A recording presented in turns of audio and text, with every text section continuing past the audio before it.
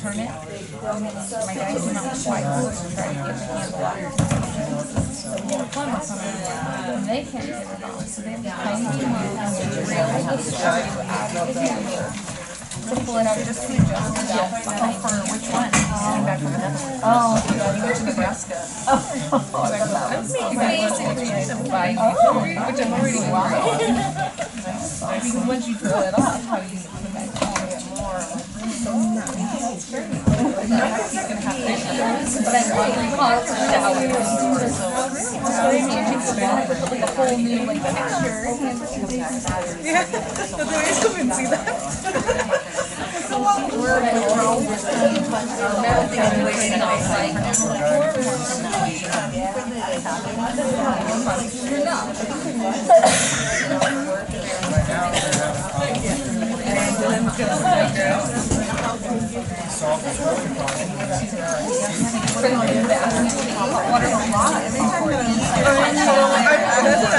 You're like you're the first one there, the last one. I feel like it's the same. They were like 30 degrees. I remember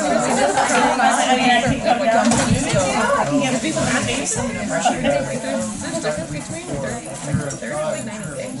Like, yeah, there's that supposedly there's this thing that goes every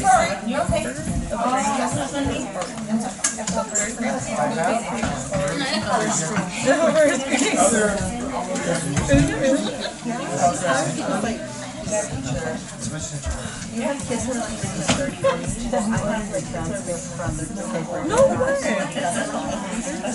And then you have like kids who don't even know their cells. Oh, that's oh yeah, nope, you have everything. I have a student that's reading, two students that are reading, and that's like 5th, 6th grade.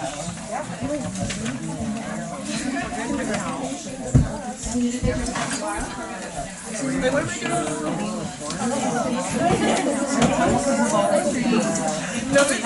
Oh my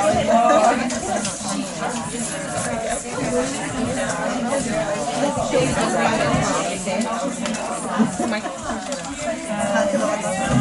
That's not my house.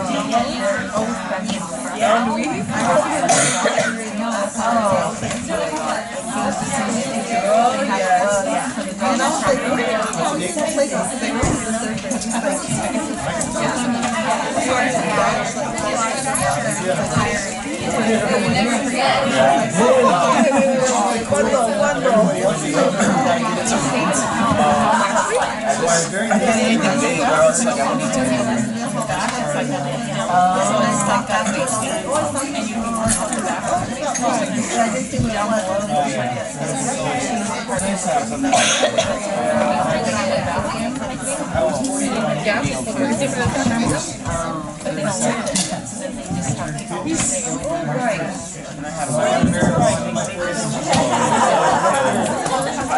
I never have one.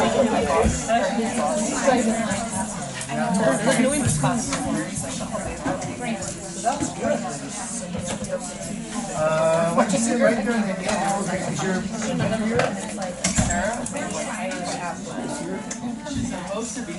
why don't you sit right there on the end? That way, probably give you the easiest access right there.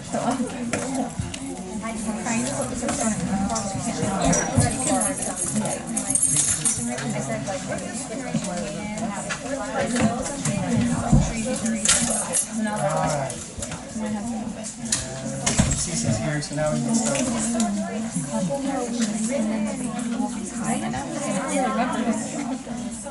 Y'all liking daylight savings time? Yeah, this is a lot of still dark out there. I guess the state has approved permanent daylight savings. And the president's in favor of permanent daylight savings. I don't know how it affects you if you live in Washington or Minnesota.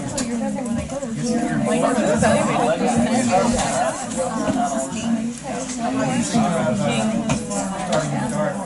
Actually, do this quarter? Yeah.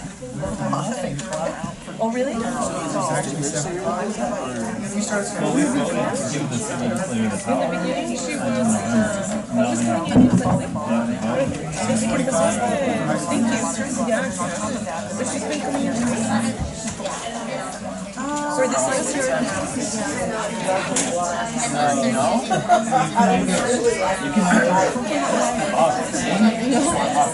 She makes me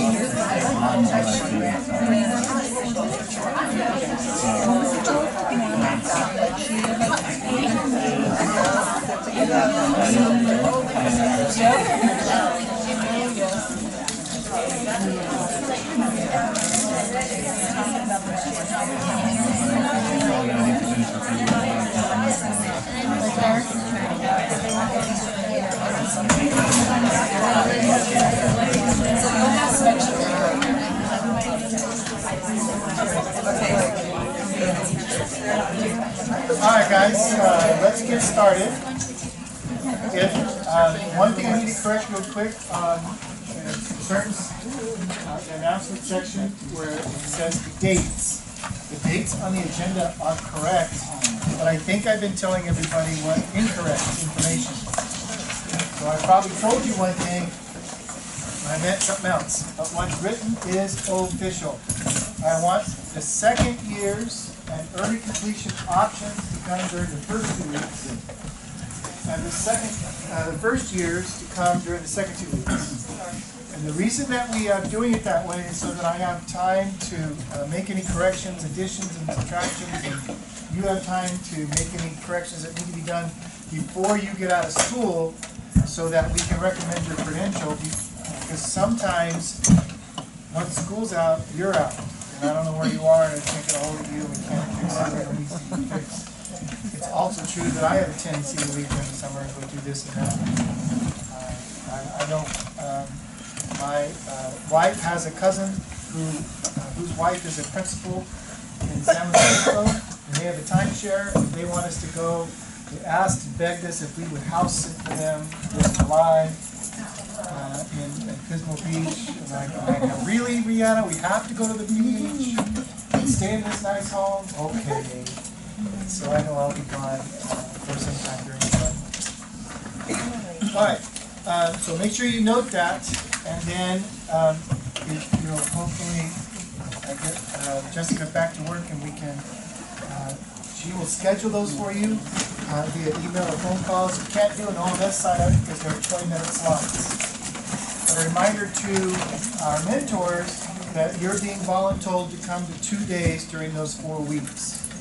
Not this week, but out of those 16 days, we're going to ask you to come 2 days. Okay? And you're going to be the panel. And so we'll have an opportunity to meet.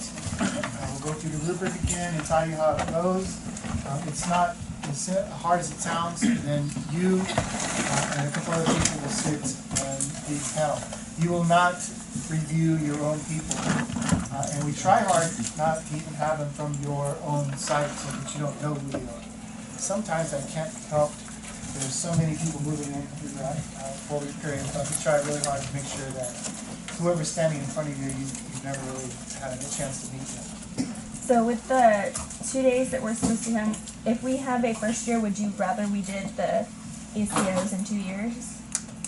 No, actually, it doesn't matter. It doesn't matter. That part doesn't matter. But it could give you insight into, let's see, let me make that totally silent. It could give you insight into next year's expectations for second years if you wanted to do that. But it pretty much, the presentation for first year and second year is the same, so it doesn't matter. Good question. The first years are shorter by 20 minutes, or 10 minutes. And then are the rubrics, did you make the corrections that we had notated? We're going to be making those corrections. Okay. I made some corrections on the presentation based on, I think Megan was the one who told me, do this, do that, okay. And I left a note if it's on my desk for all this time, waiting to make the addition. Yes. All right, let's talk about your presentation. You are going to have 10 minutes per ILP, essentially. That's how you want to kind of look at your time. It's not really budgeted that way because there's an introduction and some summary. But I say that so that if you have 3 goals, you know you have 30 minutes to do your presentation. If you have 2 goals, you know that you have 20 minutes to do your presentation. And this is the critical part while we talked about sign-ups. If you're a first-year teacher and you come during the first 2 weeks and you're doing a 20-minute presentation and we have a 30-minute time slot for you, then that means my volunteers are sitting here waiting for the next panel contestant to come up. And so we're kind of wasting their time. But what makes it worse is when I have a second year or ECO come at a 20-minute time slot and really need 30. And then that jams us up for the rest of the day and can cause problems. One of the things that our panel wants to do after you've presented is talk to each other and kind of calibrate their findings. And some of their discussions go a little long, so we try to keep them on track and on time. But if we're already pushing that 10 minutes, now you're into the next person's, it backs up so that all of a sudden people are not leaving until 7:30, and they're looking at me like, you owe me. And I know. So we really want you to pay attention to how many standards that you're presenting and how much time that needs. And then when you sign up. So if you're coming the first 2 weeks or the second. Okay, let's talk about what's going to be on your presentation. It hasn't changed but a whole lot from last year, but we're trying to make some sense of it. And I will tell you that because you're in the first group to go through the training in 2019, if you have editing suggestions, today's the day that we can make that happen because we're all on the same plane, and then everyone else will hear what you said and what was changed and made official. So I haven't posted this yet to the classroom. It's ready to go. It's in the Google Doc, but it's not posted. Okay, so you have the same sample. And by the way, make a note. You're to bring a paper copy of your presentation times the amount of people that you'll have on your panel. So we're saying at least 3 or 4 of these. And I want it to be just like this. So when the question has come, should it be 1 slide per page? Should it be 9 slides? I want it to be just like this. That's why I put it in this way. So that my panel members can make notes right on your presentation. Okay? You're going to bring 4 copies of your presentation, but you do not have to bring anything else. You do not bring your computer. You do not have to worry about that, okay? You're going to get this template. This is a sample, and there's a template that goes with it. The template is pretty simple. All you have to do is fill in the blanks. Let me show it to you real quick.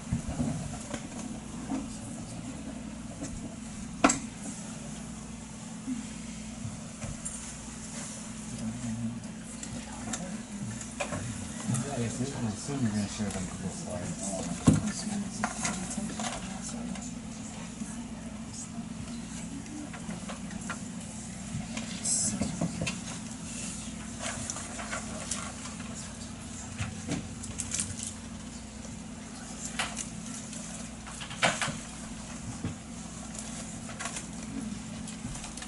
So it's pretty simple.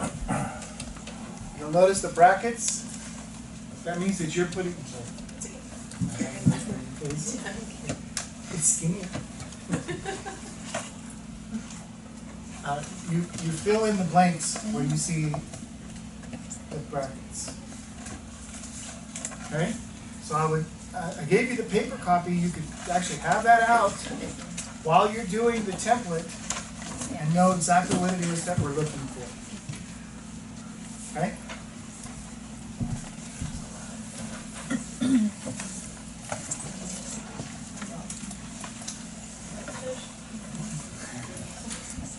It's an actual wild steelhead that I caught in Redwood Creek. It's 30 miles north, 45 miles north of Eureka. Way the heck up. January 4th.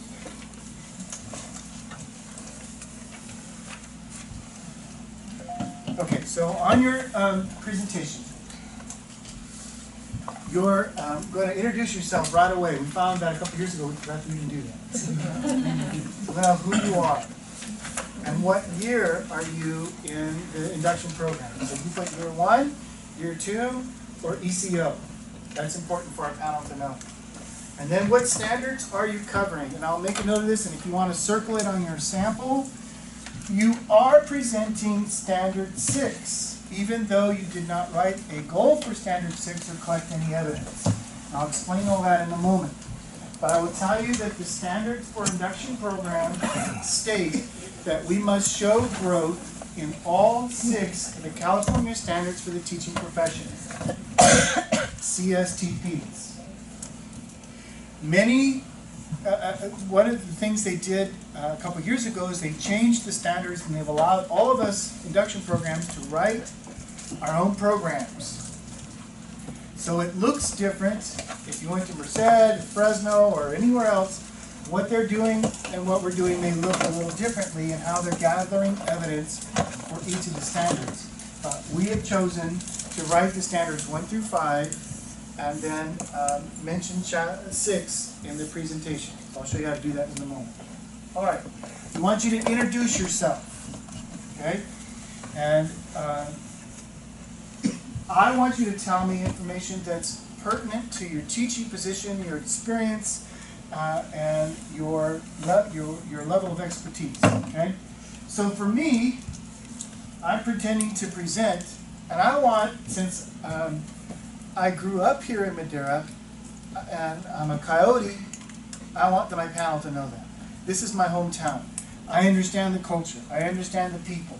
I bump into students all the time at the store. I still do that. Okay? So I think that's important. That may or may not be important to you. Okay? I grew up outside of the area, but I am, so you can leave that. It's up to you to tell us. But if it's important for the panel to know, to help us understand where you're coming from, then we want you to mention it. What are you teaching? What year are you in the induction program? Where did you go to college? And even if you don't want to tell us that, where did you get your credential? Okay? And what subject are you teaching? Some of you teaching multiple subjects, some of you teaching 2. I ran into a teacher yesterday that's teaching civics, econ, and English at Madera High School. What? Well, she's teaching special ed, so she's all over the map. Tell us that. I'm going to tell you that I was born and raised in Madera. I have experience. So why is this important that I'm sharing his background? I want to say I have some experience here. Okay? That may not be your story, so you can't copy what I wrote unless it's pertinent. But we want to know. And I want to tell people this isn't my first rodeo. I understand how to manage kids because I was a youth pastor for 15 years. I know how to work with junior high and high school kids. I'm a student taught at the Grand High School. Actually, all of that information is accurate. But it's a sample. So your story is going to be different. We want you to tell the story. And let me clue you in a couple other things. Some of you are going to want to jazz up your presentation. And you want it to flip and slide, and music and color. And I would recommend just fill in the template because we are not grading you on your presentation writing skills. We assume, after all the college that you've gone through, that you know how to do a presentation. Okay? It must, though, be in the classroom, and it must be a Google slide. Okay? So this is actually PowerPoint, and then I put it in my Drive, and then I opened it from my Drive, and it said, what do you want to do with this? I said, open it in Google Slides, and boom, it converted it right over to Google Slides. Okay? But we don't want you to have it in PowerPoint. We don't want you to take this and convert it back to PowerPoint. We want you to leave it in Google Slides. Why? Because we're going to have a Chromebook right here, and you're going to log in using your account. And if you're from out of the district, we have a guest account already set up for you, ready to go. Boom. All you have to do is log in to your Gmail account and pulls up your classroom, and there's your presentation ready to go. Okay? Now, if you want to spend the extra time and make it spin and jump, and that's okay, but it's not going to raise your score or lower your score. What we're worried about is the content. Okay? Any questions so far? Background, introduction, and then we're going to talk about ILP in depth. Okay. in the template, it'll just say, it'll just have the bracket here. I'm going to tell you, please tell me your CSTP. We want you to type it out. And then put in the elements. I have, if you look around at our mentors today that are sitting next to you and across from you, they are really smart people, but they don't have these memorized. Okay? We might have the 5 or 6 of these big ones, but not all the elements. Okay? And then tell us your goal. And notice in my sample, my goal is now past tense. Why is it past tense? We've already done it. Okay? So you actually have to change your verbs in your goal to make it say past tense, because now we have finished it. So I know you're going to copy and paste, but make sure that you edit that. Okay. Then on the very next slide, we want you to continue to put your goal up at the top. And I left a space for you. And the reason is this. I have very smart mentors. Look around the room, look across the room. But they won't remember what your goal is from slide 2 to slide 4. Partly because they're seeing 3 or 4 people that day, and partly because, well, you know, short-term memory is not what it used to be. We were talking about cellular phones this morning and how it's making us dumber. Like, I don't know directions anymore. I got to plug it into the phone. Or, how many phone numbers do you have memorized? Like 5, 4? But back in the day, you help me out, y'all at my age, we had them all memorized. We didn't even have a book. We would have like 50 phone. Well, that number is 673-4579. Oh, so put it up there. Tell us your pathway. Now, write down in the notes section next to your pathway on your notes. I want the ESPN highlights of your pathway. All right? Your ESPN highlights. In other words, I don't want you to list every pathway that you did. Now I want you to pull from your journals the most meaningful pathways that challenged you and helped you make changes in the classroom. The standards that we wrote, though, say multiple pathways. How would you define multiple pathways? Is it more than one? Say yes or no. Yes. Is it more than 2? Yes. Is it more than 3? Yes. All right, maybe. Is it more than 4? I heard that. I like that. Okay. So I have 4 or 5 up here. Is that the right number? That's not what the standard says. The standard doesn't say 5. The standard says multiple. Okay? So you get to define what multiple means. But I would probably advise you it means more than 2. It may mean more than 3 because we would use the word a few. They should have what it is and when you did it. To give us the dates. Now I didn't go through all my slides and make sure it was up to date for 2018. You get the drift. Okay? We want to know the dates. What did you do? When did you do it?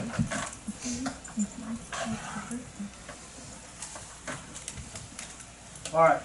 Now Megan says it made most sense to talk about my pathway and then tell me how it impacted us. Right? You said so. A year ago. I was reading the note like every day. I got to put that in there. Yes. So this is the big change, Megan. Thank you. This slide comes right after. What did you do? How did it make an impact?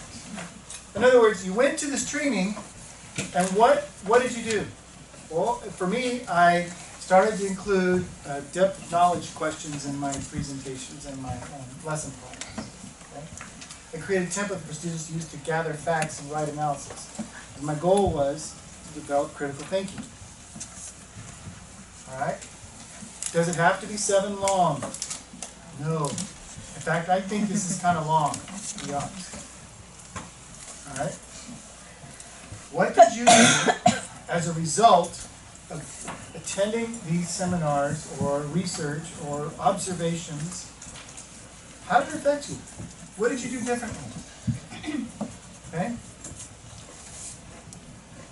Now, have you ever been to a presentation where And maybe you did one with your students, and they turned and they looked and they read everything to you, right? And you've got, what, 35 students in your class? And after about the 6th presentation, what's your mind doing? Running? Thinking of the groceries? Right? You feel me, dog? Right? Can I say it like that? Let me try to get y'all engaged here. Okay, so we want you to tell a story. I'm gonna run right into it. They were neighbors, so I guess you see my intro? All right, we want you to tell a story.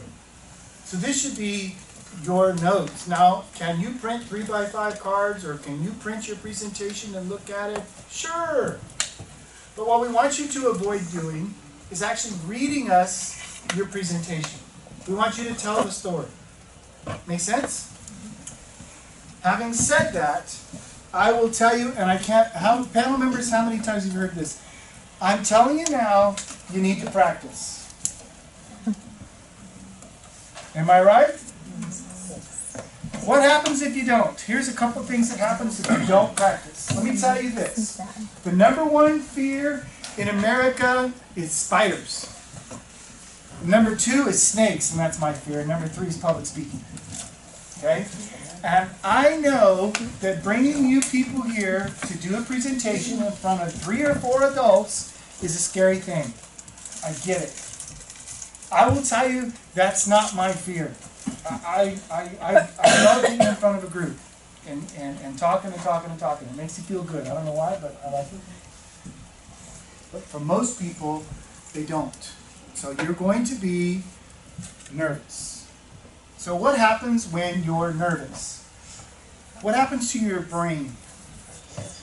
Where's my dear classroom management people? What happens to your brain when you get nervous? Fight or flight. That's right. All right, so how many of you have ever gone and you were in an argument with somebody, maybe your significant other, and you got really mad, and 2 hours later you calm down and you go, oh, I should have said this, and another thing. Or you were at a job interview and you think, oh, it was when, and then you got outside and you got in the car, oh no, I should have said, right? What happens when you have your fight or flight reflex is that your brain actually downshifts into your neocortex brainstem, beyond the neocortex into your brainstem, and that's not where logic lies. That's where reactions lie. And so now you're in this fight or flight reflexes because you're nervous, and you will do one of two things. Either you will forget what you want to say, or you will talk really fast. Have you ever noticed somebody nervous and they just start talking? And so you thought that you had this great 30-minute presentation and it's over in 12 minutes. And you think, what happened? And then I'm calling you saying, well, I have some questions about your presentation. You mean I didn't pass? Well, I have some questions for you. And guess what? The nerves go up again. Okay, we want you to practice. So if you're at ECO or second year, how much time do you have? How much time do you have? 30 minutes. And if you're at first year, how much time do you have? 20 minutes. 20 minutes. Okay. So, mentors, the month of April, we want you to do what? Prepare and practice. All right. Preparation is the #1 key to overcome being nervous during your presentation. Okay? And you will find, by the way, we found that people that have practiced go, oh my gosh, it was 45 minutes long, I need to do something. And they figured it out before they got here. But we've had others come, and my panel members say, I'm sorry, you're out of time, and they're like only halfway through. Right? Does you have a question? Yeah, I was wondering if whether we fall within the time limit, will that be put into consideration whether we pass or not? We believe in mercy around here. We are not Freudian, anal retentive, you're done. Give you a couple of minutes of grace. But the way that they will kind of read into it is if it looks like you're on your summary and you go over a minute or two, no big deal. But if you're still only halfway through your first goal and you still have your whole second goal to go and you're out of time, they're going to tell you, I'm sorry, you're out of time. And yes, because you didn't present your evidence of teacher growth, we have to count that against you. Right? So, We give a warning. give a warning, give some time. If they'll even ask, do you want us to keep time? Some people bring in their own timers, but our panel members are happy to start a stopwatch or their phone for you and tell you how much time you have, give you a warning, that sort of thing. Good questions. Yes? Yes! We're going to get to that in a few minutes. Yes, and you can add sound and video if it's perfectly part of your evidence. I'll show you. Okay. What I learned as a result of going to my pathways, and then my measurable outcome. Again, we are repeating the goal, and then we're telling you how do we come up with our outcome, our goal. By including 3 critical thinking questions and lesson plans that require students' input, students will be able to. So here's my goal. 85% of my students will improve 25% on the summative assessment that's created by the rubric. Discuss and orally analyze conflict in text and demonstrate knowledge through random quality 85% of the time. Let me tell you something about data real quick. I pretended to use a rubric, and I want to think it had 4 points on the rubric. That's pretty standard, right? And initially, I wrote in my sample that my class would jump 2 bars on the rubric. It would go from a 1 to a 3 or a 2 to a 4. And then, just for fun, I started crunching numbers as if they were real and found that it was virtually impossible to go from a 2 to a 4 as a class or a 1 to a 3. You can't do it. So I changed it to a percentage. Right? Now, this month, I'll include in that assignments tomorrow. I'm getting on Classroom to get that done. You have an update that's due to your ILP. And you may find that now you want to adjust that, just like I did, from moving 2 bars over to improving by 25%. That is perfectly acceptable as an ILP update. Okay?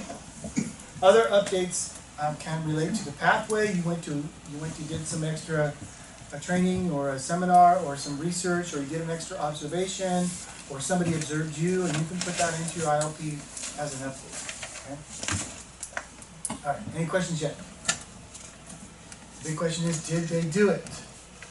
How was the data obtained? I gave a pre and summative writing assessment. I picked 3 focus students to determine if these new strategies are working. The standards in our rubric say multiple pieces of data. So notice that I'm looking at assessment data for the whole class and sample data for my 3 focus students. Since we're requiring you to use your 3 focus students, this is a great place to pull it out. Okay? We've also required you to use a pre-assessment and a summative assessment.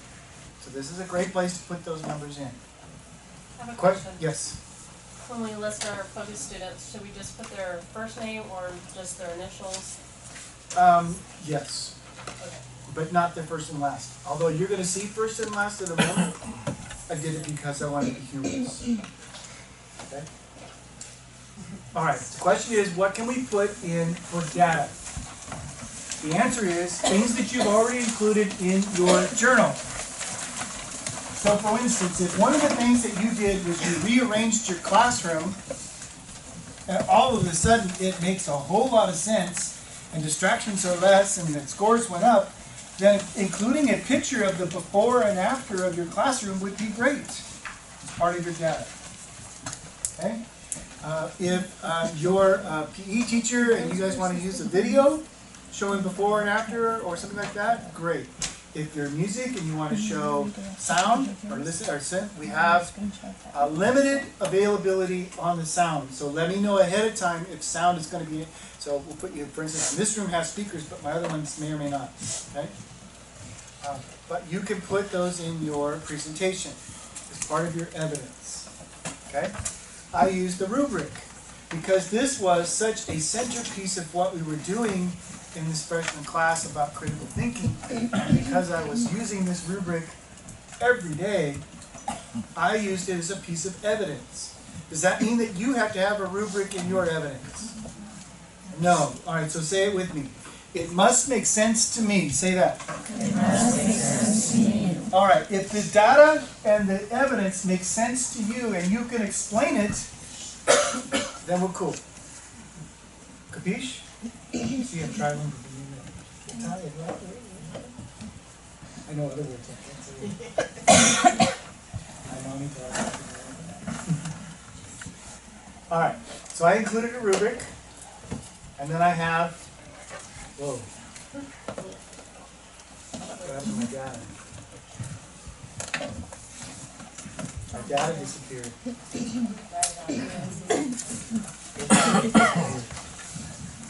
That's not supposed to happen.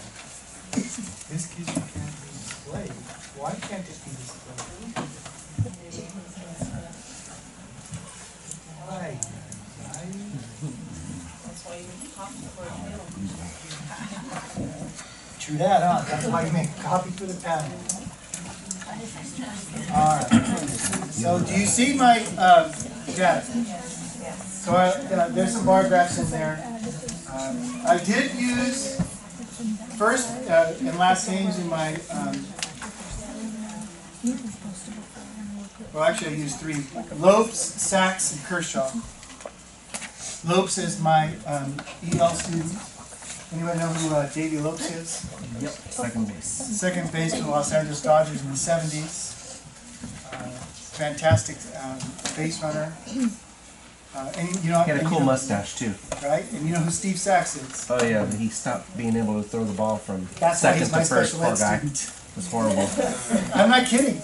He had a problem. He developed the yips. He could throw the ball from second base to short, second base to the pitcher, second base to home. He could not throw it to first base. If you were sitting in the stands on the visitor's side of the stadium, right around first base, there's a very good chance that Steve Sachs would hit you instead of hit the first baseman. And it was a mental thing. That's why I picked him as my special ed student. And then, it's not true anymore, but at the time, I picked Clayton Kershaw because a couple years ago, he was the best of his generation. He has had some injuries that have slowed him down. So that's why I picked this, just to be a little humorous. But you see the data there, okay? I want you to include the data. How did the students start? How did they finish? Did this show evidence of what? Whose growth? All right, so let's review what we talked about at the beginning of the year. The data is intended to show teacher growth. And we would say it like this. So imagine that Robin over at Dairyland has been nominated for Teacher of the Year in the San Joaquin Valley, and the Fresno Bee comes to her classroom and they want to interview her. Are they going to write about her new arrangement in the classroom and how she handles discipline and how disruptions are down? Or are they going to talk about how she's doing with the test scores? The headline's going to read, she's raised test scores by 15%, 10% greater than anyone else in the state, something like that, right? They want to know, are the students learning at a faster pace because they're in Robin's room than in somewhere else's room? That's why she's teacher of the year, all right? So yes, you can tell us disruptions in your classroom are down, or less kids are going to the potty, or the principal's not running to your room every 10 minutes.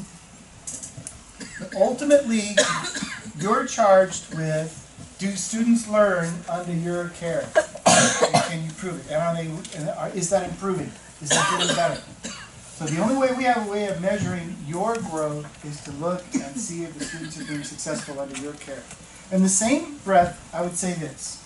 If you gave a test coming up this Friday, and out of the 35 students, 30 of them only got 60% of the questions correct, and 5 of them got 70, and no one did better than that. Is that a result of the students or the teacher? The teacher, right? And what would you do in that case? Would you reteach it? Yeah. You go, oh my gosh, I didn't do something right, let me fix it. That's what we're doing with our data that you'll see on the presentation. Okay.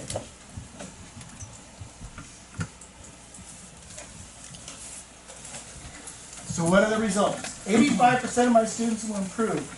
94 of my students improved 25% on the summative assessment. Okay, so that's what I would tell you if I were presenting. Most of my class made this 25% benchmark.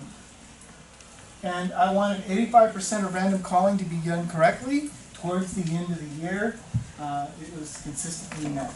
And I would tell you a story about that. And I might even pick on one kid and say, you wouldn't believe this kid when I first had him. He was here, he was like this, he was always raising his hand, and he always had the wrong answer. And I started to think maybe his name is Wrong Wayne, and you know, kind of rhymed Wrong Wayne. And I need to make sure that he's right Robert, okay? And because of the interventions we did and all this, I might tell you a story about Wrong Wayne and how he became right Robert. All right? Tell us a story. All right. Then we want you to go back to the CSTPs. All right. So you all have touched the CSTPs at least once. Some of you twice, right? So if you're a second year today, you did it in the fall last year, in the fall, in the spring last year, correct? Yeah. And if you're a first year, you're going to do it right now. Yeah. So you will have touched it at least twice. Second years, you've touched it 3 times. Okay? How did you improve? Specifically, and make a note of this on your notes, we want to know, because you identified an element in your ILP that you wanted to get better at, did you improve in that element? What's not included in my sample is, and write this down, how do I know? How do I know that I'm better in 5.1, moving from exploring to integrating? What evidence can I tell you? What story can I tell you? How do I know? Okay? And we know that there is a lot of cross-pollination in the CSTPs, so we would ask that you would pick another one that would be a minor one. It doesn't necessarily have to be from the same ones. So this could be 2.2 or something like that. But again, I went from applying to integrating in this one was better. Tell the story. Okay? So this could be all that you have on the slide, but it should not be all the information that you have about the CSTPs. Now, here's the problem with, if you mentors kind of know this, last year, the year before, we started this training in February, and I moved it to March to get closer to our actual presentation. But what I just told you, you're going to forget. I promise that you're going to forget what I just told you. So make sure you write this down. Explain how I know I went from A to B in this standard. Because we will expect that in part of the rubric. Okay? In this example, is that your proof I moved from exploring to integrating? I would tell you, if I were actually presenting right now, I would tell you how I know I'm moving. I would say something like, as a result of all that I've done in my pathways, my PLC is now coming and asking me, how do I do that? And they asked me to make a presentation on the technology that I'm using centered on the rubric for critical thinking, because the rest of my freshman year didn't understand what I was trying to do until I showed them the results. And I've had parents come and ask me, what am I doing in my class that's causing these kids to ask such hard and difficult concrete questions when they get home? Before they were like hardly able to talk about anything, it seemed like, and now they know more than I do. What did you do? So that would be my evidence of going from exploring to integrating. And I'm making all this up right now, so I don't know if that makes sense. But. Okay? Write it down because you're going to forget it. I promise. Yes? Did you say the second one is? If it doesn't relate to all that, where was the second one? So, this was in my goal. Remember back?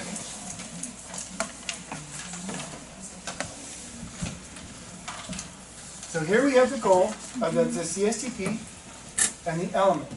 This is what I wrote in my ILP.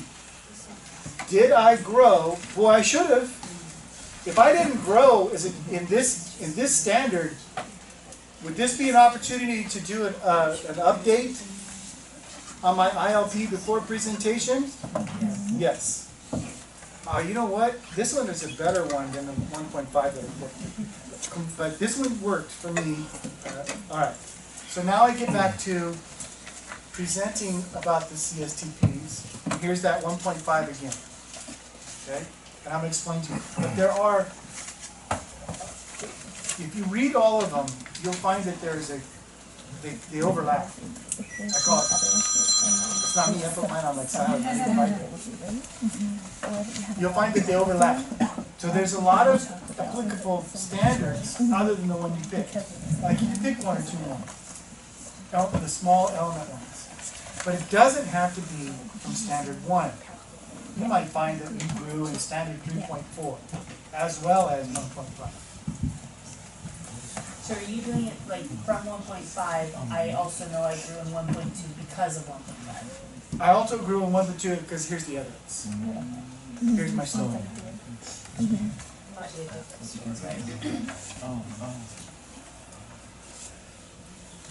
But there's if you read those, right? You've all been evaluating, you all kind of sound like the same standard almost. Any other questions? This is good. So minor point B below them, so your main one is above, and then just another piece of, I also noticed this along the way Yes, because and I of what I wanted did. let me look at this real quick. So before there was a lot of stuff, like some pieces at the bottom that was disjointed from the coal. So we just moved it to where it belongs. But the second example, we just moved it. So I'm all confused on it. Oh, so So if you look all of the blue, there it is.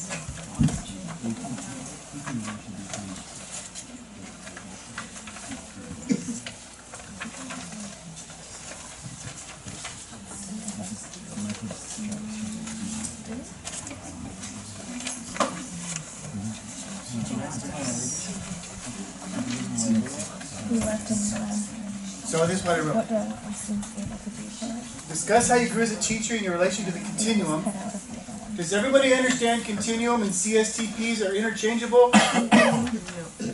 Write that down for me, please, because you're going to forget that. The self-assessment, the continuum, the CSTPs, I'm talking about, they're synonyms, okay? The continuum is where you use the rubric and said I went from here to there. But they're on the California standards for the CSTPs. Limit yourself to one main, so that would be my 1.5, one or two sub-CSTPs. Okay? Good questions. This is in the sample. In the template.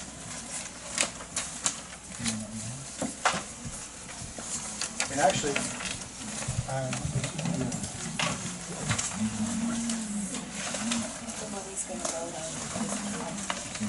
oh, okay. This is what he said, that one just shows what he's going to put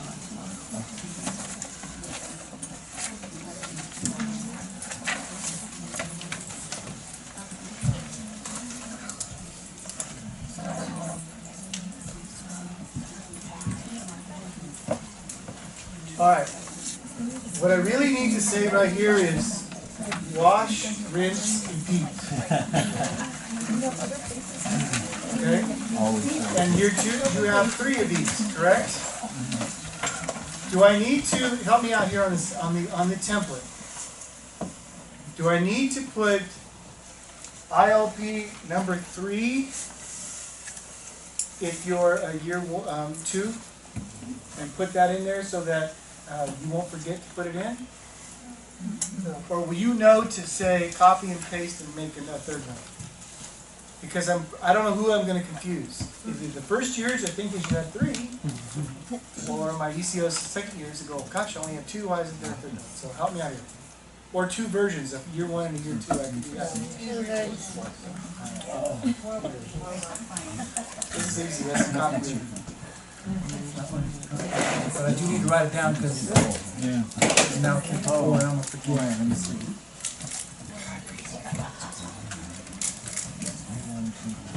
Oh yeah, no. Maybe it's just the sheer active duty. I don't actually see TP. Yeah, but they have. Oh, that, I guess that's oh, he said back to that. Any questions up to this point? We're not worried about 6 yet? Not yet. We're getting there. Ever? Okay. Real close. Cherokee, did this make more sense than last year? About the same? Yeah, the first half, the second half, your goal 2 does not match goal 1. When I made it, I said duplicate copy. So this one's not the same? It's not the same. Like, that's different language and things. Like, the first few are okay, but then once you get here, it's not the same order as number 1. Like, that's different than number 1. That's the old plan.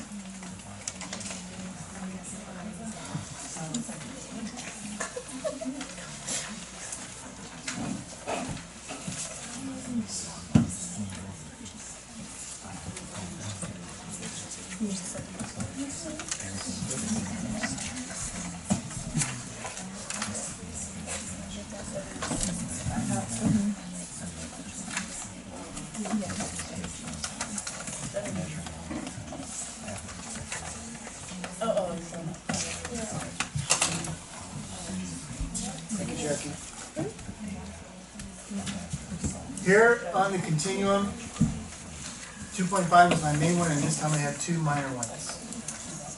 So I would tell you that I have 3. Second years. We want you to review last year. Last year I improved on these standards. This is just a simple statement. Is that getting warm in here, y'all? Yeah. Yeah, stuffy? I can step out.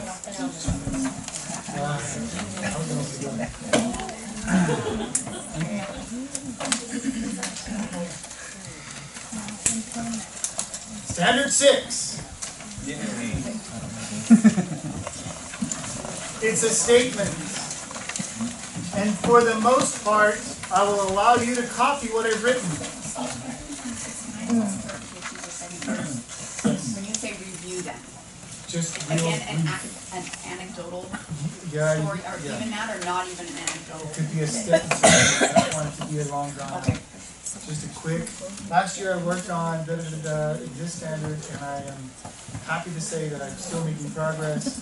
I also worked on. Last year, you probably would say, I worked on lesson planning last year, and I'm really finding that I'm much more comfortable writing lesson plans this year. I'm also finding that because my lesson plans are better, my classroom management is better, and having less distractions. That would be standards 1 and 2. Real brief, because at this point, you're out of time.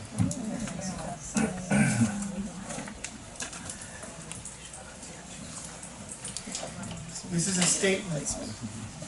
I know I've grown in standard 6 because I completed a year of induction, attended 2 BD seminars, and conducted hours of research relating to teacher practice. Okay? Do we do 6 our first year or second year or both? Go ahead and throw it in there again, just to be on the safe side. Now I am completing my 2nd year of induction.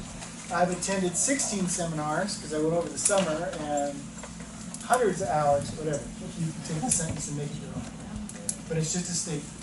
Is that supposed to include everything I did in year 1 also? This year.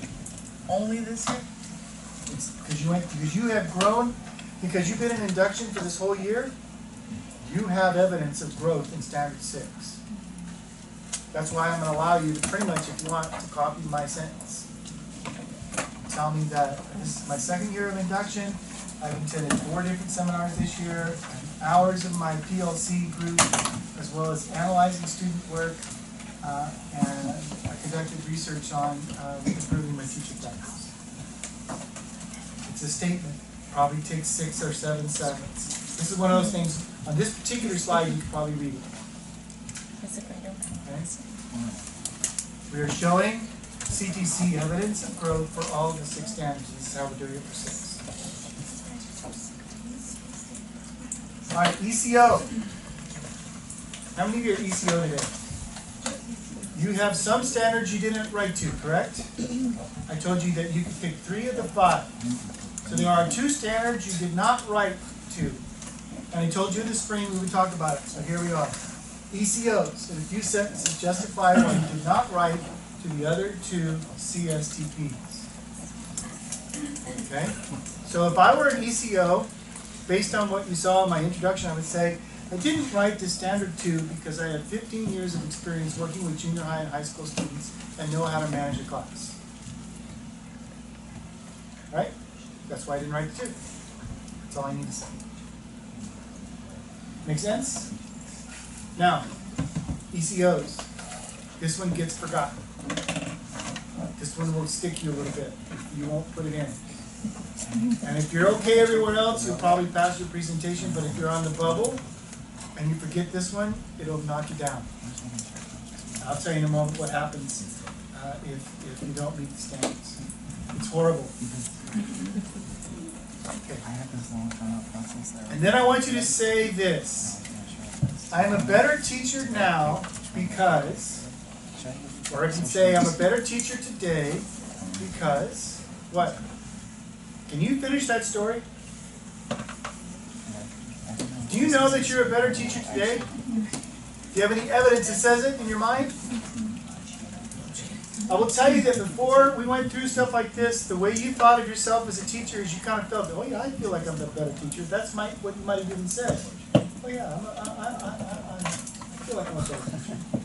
But you have evidence, and you've been collecting that, and you have one more month to do so. Questions about your presentation? Yes? There's one CSTP that they made me repeat from my year 1, and that means 3 I didn't get to do. Do I have to explain that at all?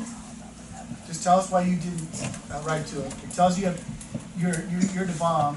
That's how I want you to tell us. Well, it's because Listen you carefully. told me I had to repeat it. I want you to tell me that you're the bomb in the other standards that you didn't write to. Okay. Okay? Can you do that for me? All right. And the panel won't know you. So, if you make it up, they won't know.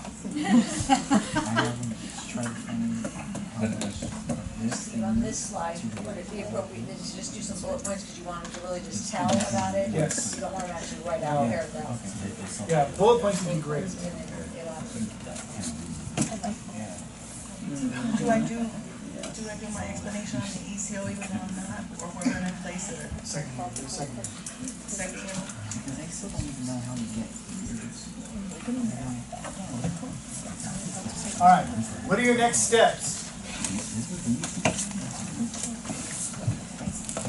This summer, next year, 5 years from now, what are you going to be? Where do you see yourself? Because we want you to do an introduction with the thought of, I'm always going to get better at my teacher practice. It's what we started with when I brought you into induction orientation, that Saturday that you came, or that long day before school started and it was 108 degrees outside, and I fed you pizza and salad and soda. And I said, we are worried about you getting better as a teacher. Okay? But now I want you to continually think, how do I become Michael Phelps? Remember I told you that story about Michael Phelps? And all that he did to get 5/100ths of a second faster in the 50 fly. Are you as a person constantly thinking, what can I do to get better?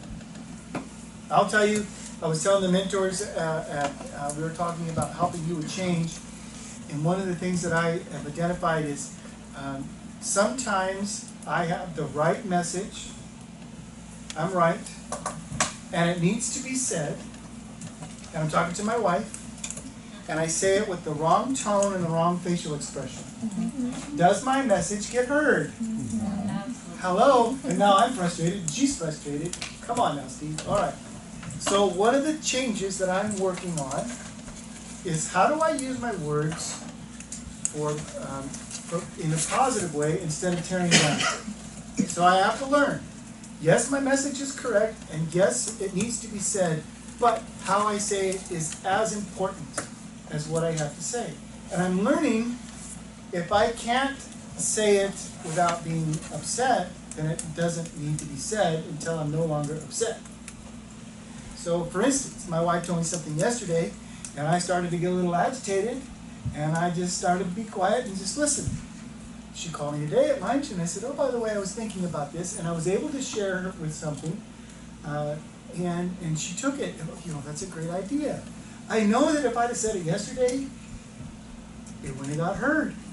She would have gone to defense mode, and I would have gone to agitation mode. So I learned to use my words as a positive instead of tearing down. That's one of the changes that I'm trying to make. I'm constantly thinking of ways that how can I get better at it. Now what I'm finding in my old age is I'm getting better over here and worse over there, so I got to go back over here to this ground I've already plowed and replant to get better, and then I got to come back over here. Oh well, that's human nature, right? Are you getting better at your teaching?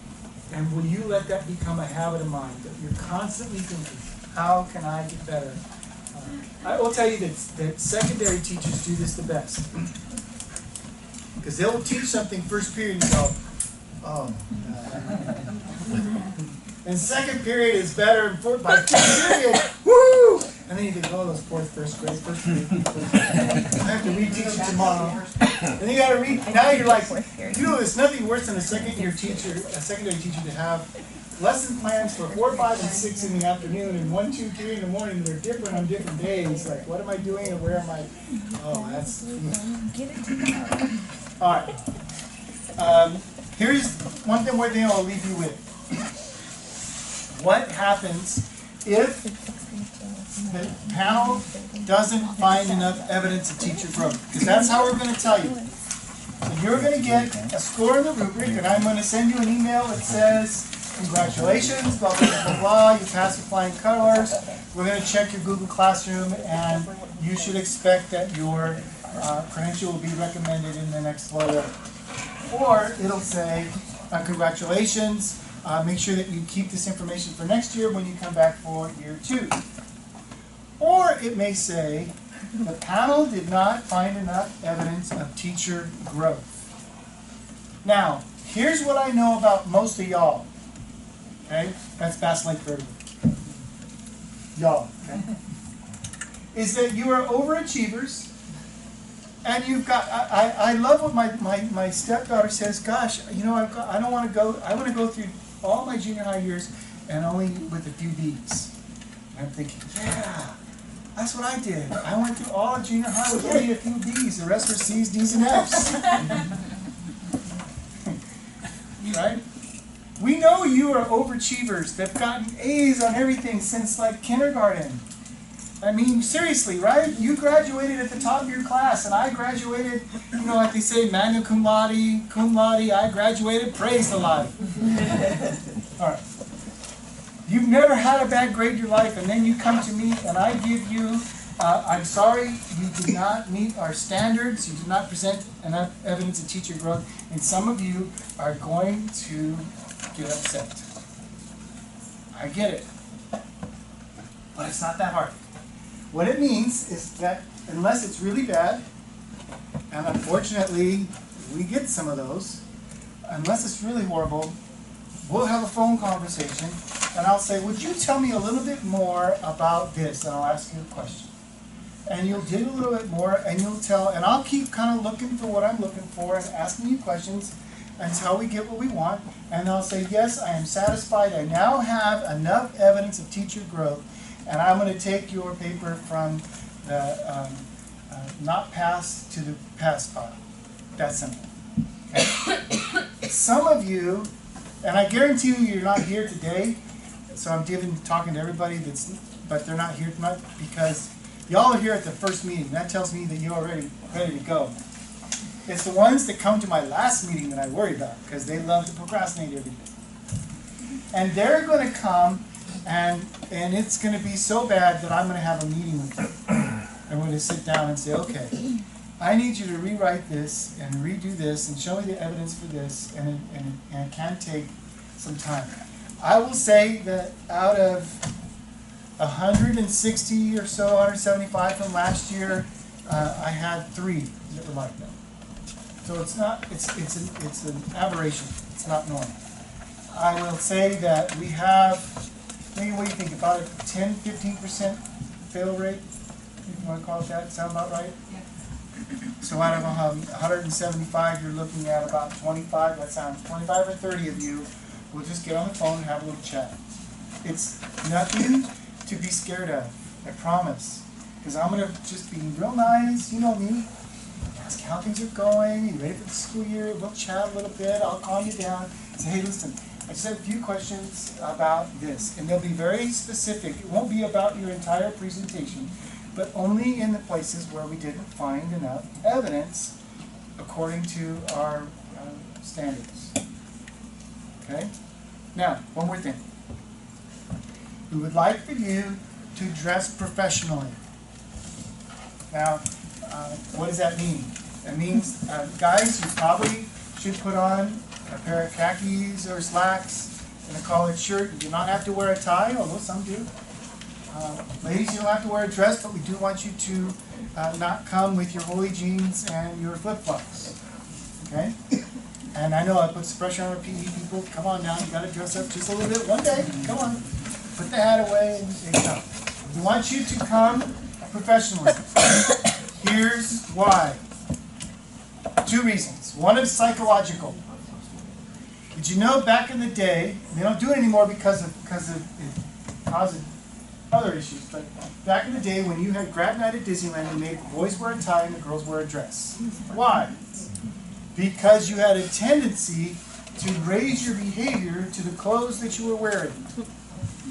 And then they found that schools didn't like that, so they stopped coming, and money spoke bigger volumes, and now they have more security out there, and nobody's doing more money. We know that if you dress for the occasion, that you perform up. All right. The second is, I didn't tell you this, but you should know that it is our goal to have an administrator at every one of your panels.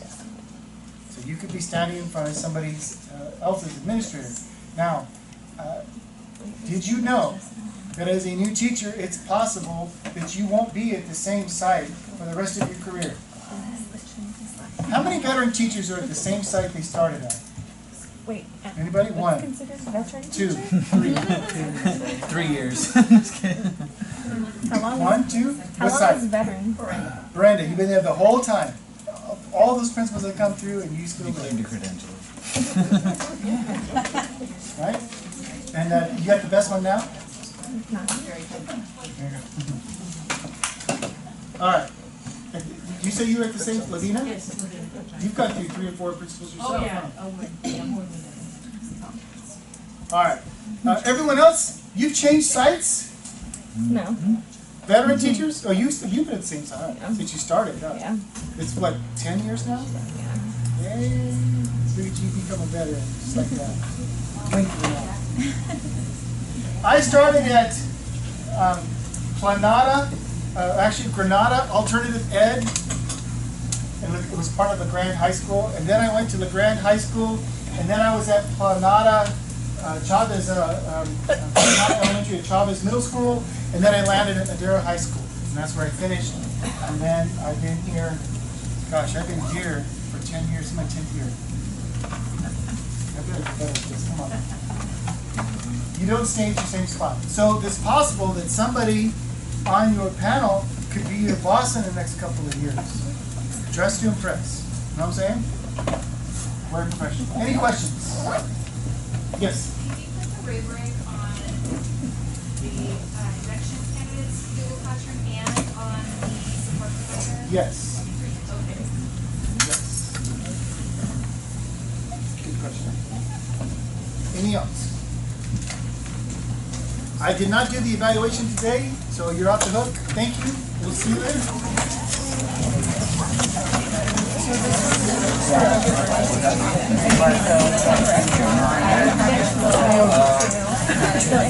The sun's so out. It is. Why don't you like that? And then I How about that?